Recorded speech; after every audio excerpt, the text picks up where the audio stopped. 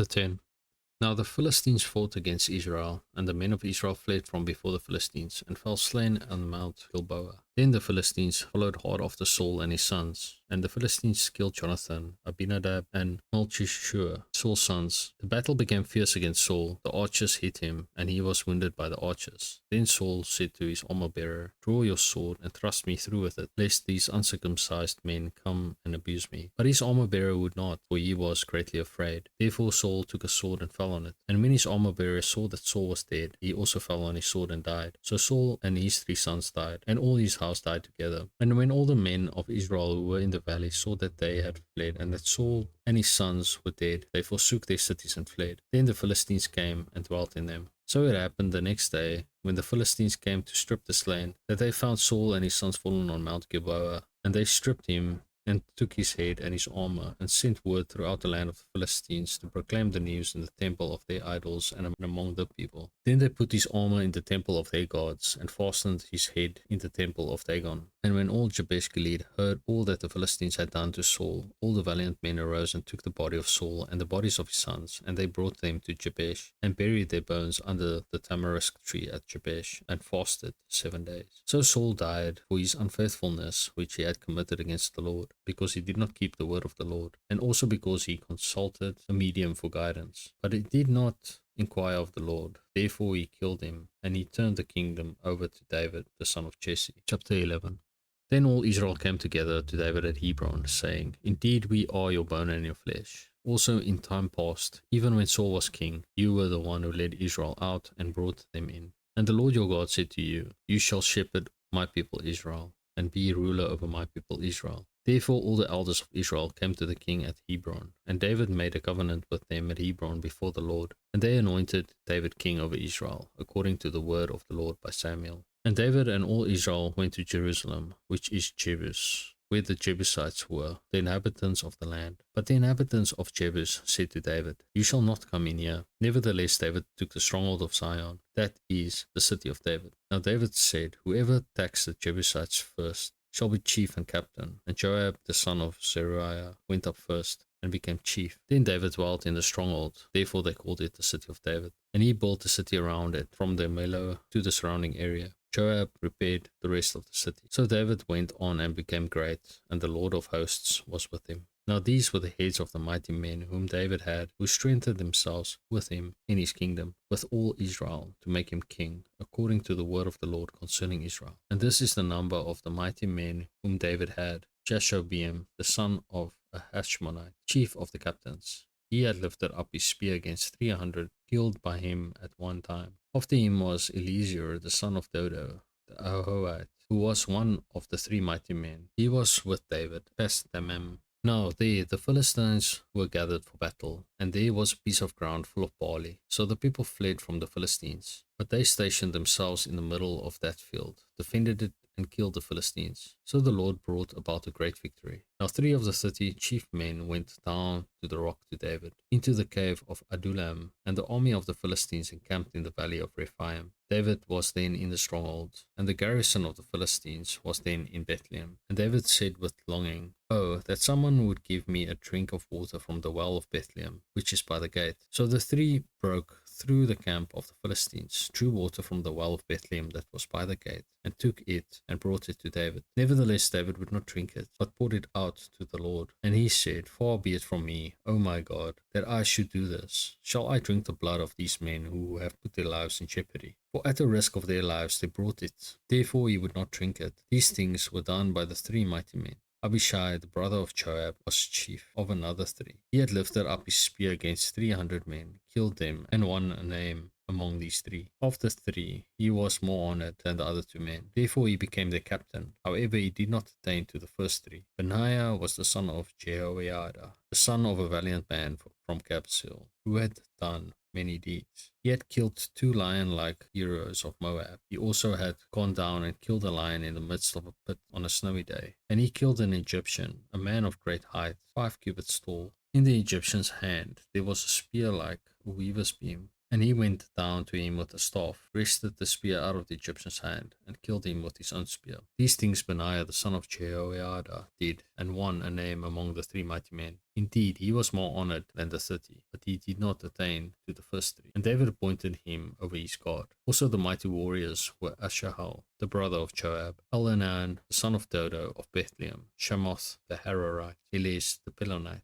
Ira the son of Kish the Tekoite, Abizur the Anathothite, Shibachai the Hushathite, Eli the Ao, Maharai the Netophathite, Eled the son of Baana the Netophathite, Ithai the son of Ribai of Gibeah, of the sons of Benjamin, Benaiah the Pirathonite, Uri of the brooks of Gash, Abiel the Arbathite, Asmaveth the Bahuramite, Eliabah the Shahalbanite, the sons of Hashem the Gizonite, Jonathan the son of Shageh the Hararite, Ahiam the son of Shachar the Hararite, Eliphal the son of Ur, Ephah the Mesherite, Ahijah the Pelonite, Israel the Carmelite, Naarai son of Ezbai, Joel the brother of Nathan, Mebar son of Hagri, Selek the Ammonite, Naharai the Beerothite, the armor bearer of Joab the son of Zeruiah, Hira the Ithrite, Gareb the Ithrite, Uriah the Hittite, Zabad the son of Ali, Adina the son of Shiza the Reubenite, chief of the Reubenites, and 30 men with him, Nan the son of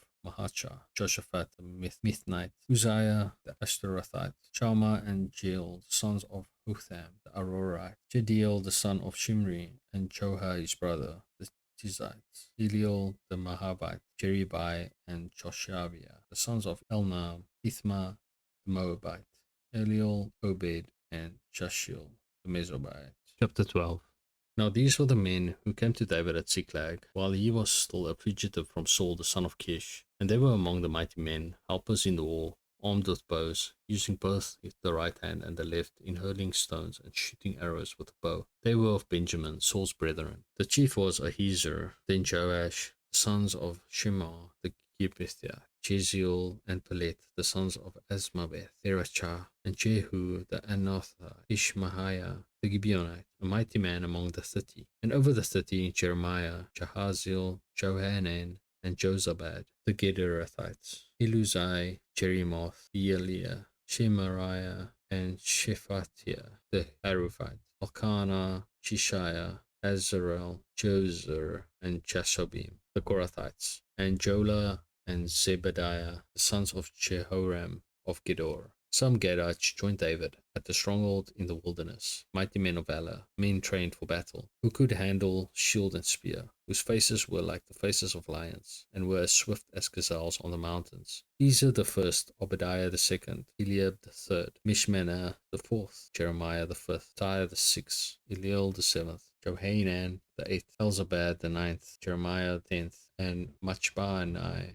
the 11th. These were from the sons of Gad, captains of the army. The least was over 100, and the greatest was over 1,000. These are the ones who crossed the Jordan in the first month, when it had overflowed all its banks. And they put to fight all those in the valleys, to the east and to the west. Then some of the sons of Benjamin and Judah came to David at the stronghold, and David went out to meet them, and answered and said to them, If you have come peaceably to help me, my heart will be united with you. But if to betray me to my enemies, then there is no wrong in my hands. May the God of our fathers look and bring judgment. Then the Spirit came upon Amasai, chief of the captains, and he said, We are yours, O David. We are on your side, O son of Jesse. Peace, peace to you, and peace to your helpers. For your God helps you. So David received them and made them captains of the troop. And some from Manasseh defected to David when he was going with the Philistines to battle against Saul. But they did not help them, for the lords of the Philistines sent him away by agreement, saying, He may defect to his master Saul and endanger our heads. When we went to Ziklag, those of Manasseh who defected